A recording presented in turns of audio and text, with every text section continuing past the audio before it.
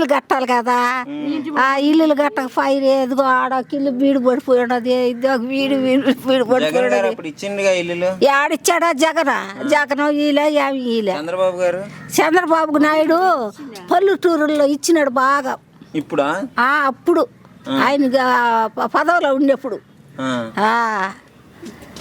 మరి ఇప్పుడు ఆయన గెలిచాడు, ఎత్తాడని నమ్మకం ఉందా? ఏదా ఇస్తాడో ఈడన్న ఆయన ఇల్లు వాటను భేదవాళ్ళని కట్టుకోలేక అట్టా వేసుకున్నావా అట్ట. ఇంకా ఈ కాలువలు లేవు, తాగేదానికి అసలు ఆ చెరువులో నీళ్ళు వచ్చి వదిలిపెడుతున్నారు ట్యాంకీకి. ఆ చెరువులో నీళ్ళు వాడుకుంటున్నాం. అయితే నీకు గతంలో జగన్ గారు ఉండినప్పుడు ఎట్టుంది, ఇప్పుడు చంద్రబాబు గారు వచ్చిన తర్వాత ఎట్టుంది? అట్టున్నది అట్టనే ఉన్నాయి అన్ని. జగన్ గెలిచినప్పుడు కానీ జగన్ గారు కాలువలు తీసినాడా? లేదు కదా. ఇల్లులు పట్టించుకున్నాడా? ఇల్లులు కూడా పట్టించుకోరా, పాఠాలు తీసుకోపోయారే కానీ జగన్ ఉన్నప్పుడా ఇల్లులు గట్టిలే ఏమి గట్టిలే.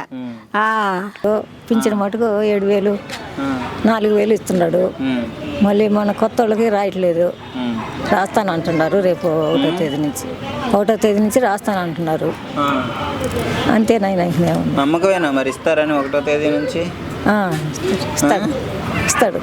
ఇస్తాడా? చంద్రబాబు గారు ఉండేటప్పుడు ఎట్లుండే, జగన్ గారు ఉండేటప్పుడు? ఆయన కూడా ఒక రకంగా చేశాడు. ఇప్పుడు ఆయన నవరత్నాలు అన్నాడు, ఈయన సూపర్ 6 అన్నాడు. నవరత్నాలు ఆయన ఎంతవరకు చేశాడు మీకు? మాకేం చేయలేదు ఆయన, చేసేవాళ్ళకి చేసుకున్నాడు. సూపర్ 6 అన్నాడు, ఇవి ఎంతవరకు అమలు అవుతాయి అనుకుంటున్నారు? చేసేవాళ్ళకి చేసాడు ఆయన, మాకేమో ఇవేం చేయలే ఆయన. బాబు గారు వచ్చినప్పుడు ఆయన ఏమో ఇంకా మాకు తెలవలే, ఇంకా తెలిస్తే ఇంకా పాంగ తెలుసద్దు. 4 నెలలు అవుతుంది కదా.